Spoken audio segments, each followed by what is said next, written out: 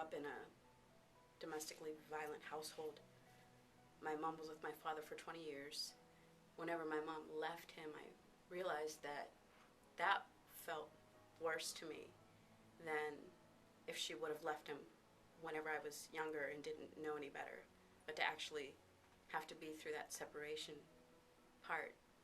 And I told myself that it was time to break the cycle, because if not, I might end up like my mom, where I'm in this relationship for 20 years, completely losing any type of self-esteem or anything, and I'm bringing my kids up who are supposed to respect themselves, and if I wait too long, then my daughter might not like me because I left her dad. So I knew that I had to get out sooner or later. One day I just said, I'm not coming back, and I'm taking Naomi with me. And so I moved, and I had left all the furniture and everything that we had there. And for about the first week or so, I mean, we were literally sleeping with blankets and pillows on the floor. It was about a year that her and I had our place together and everything, and her dad would come and visit at certain times. And I had met someone, and the incident that brought me here today occurred on Thanksgiving of last year. My now boyfriend and I had gone out for the evening, and we had planned on having our kids meet each other and introducing one another to our families for Thanksgiving. And so that night we had gotten home late, and I heard a commotion. So I turned around and I heard, "Hey man, get off me." And there were bushes that kind of surrounded the house, so I couldn't see what was going on. And it's about 2:30, 3 o'clock in the morning. And as I come around the bend, the bushes are bent over, and there's someone on top of my boyfriend. So I start to pull, and then I realize that it's my ex-boyfriend. And my ex acts like he has a gun, like an air gun, and points it at me. And I'm like, what's that for? And I guess not getting the type of response that he had expected to get, he actually pulled out the gun that he kept strapped to his ankle, and he pointed it at me, and then he pointed it at my boyfriend. And I moved to get in between the gun and my boyfriend, and that's whenever my ex cocked it. And I've fired that gun before at a shooting range and have had minor experience with firearms, but it literally does happen in slow motion.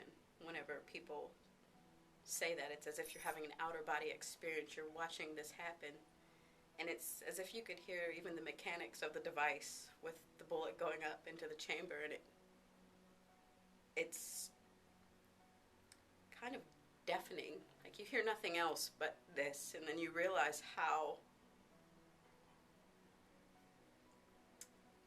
close to, you don't know you are. You just don't know what's going to happen. And I'm thinking, as I see the gun, he moves it, and instead of pointing it towards me now, he's pointing it towards my boyfriend. And I'm looking, and I'm like, you have this person here who has absolutely nothing to do with mine and my ex's relationship. Completely innocent person. And I'm thinking, am I going to have to talk to his parents tomorrow on Thanksgiving Day and tell them what happened, that their son was killed? And then, like, what's going to happen to my daughter? Like, and then my boyfriend just puts his arms up and he says, "Hey man, I got a kid, I have a son." And he gets down. I'm like, is this really happening? It started and it's over and it's this, and almost a year later, we're at court having to recount, after many delays of hearings and everything, exactly what's going on.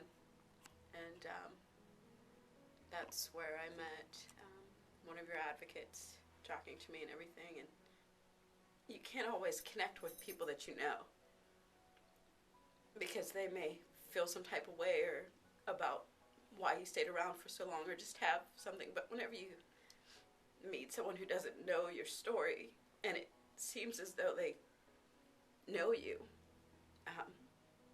You feel like you have someone on your side, someone kind of in your corner that you could really tell them anything that you want, and you just feel like you're finally confiding in someone who's not judging you.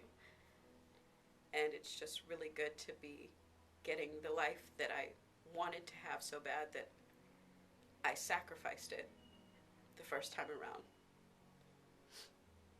Emotionally, mentally, and then almost physically lost it. And there's just a greater appreciation for everything.